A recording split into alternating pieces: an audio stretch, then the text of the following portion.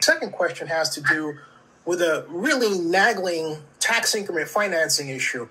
The council doesn't understand that we don't have a full 45-year tax increment read with an explanation of the bond issue, the debt coverage ratios, and then that could frame and should frame your conversation with the athletics and the community. There's enough to help the community, but that's not happening. And the numbers that are there by that San Francisco consultant, they made gigantic errors.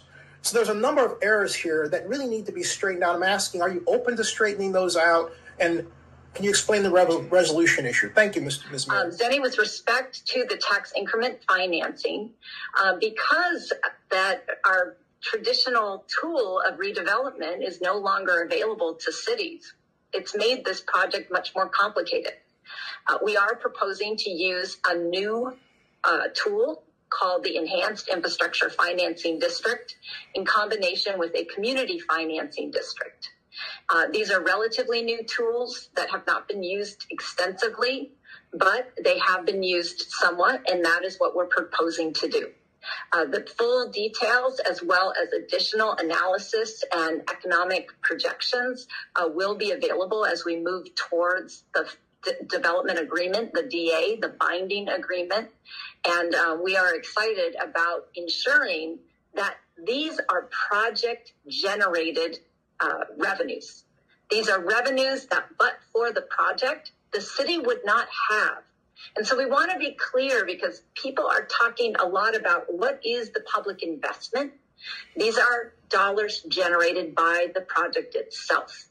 And these tools, like an enhanced infrastructure financing district, were designed to allow cities to bond against these revenues so that we can make the improvements that will create much larger revenues. Mayor Schaaf's claim is that enhanced infrastructure financing district legislation is new. It's not.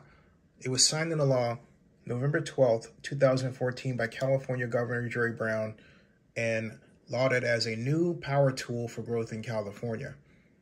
It's just that the mayor wasn't aware of it, and neither was Oakland Athletics president Dave Cobble until I made him aware that this was available for use for tax increment financing on 4th of April of 2017 during a 4 o'clock phone conversation. On the 14th of October 2009 came Senate Bill number 293, specifically designed for Howard Terminal and related to infrastructure financing districts, specifically Howard Terminal. SB 293 Skinner. That's right, and a specially designed tax increment financing law for the City of Oakland and for Howard Terminal. In fact, this reads, the city may wish to establish an IFD at Howard Terminal or another location.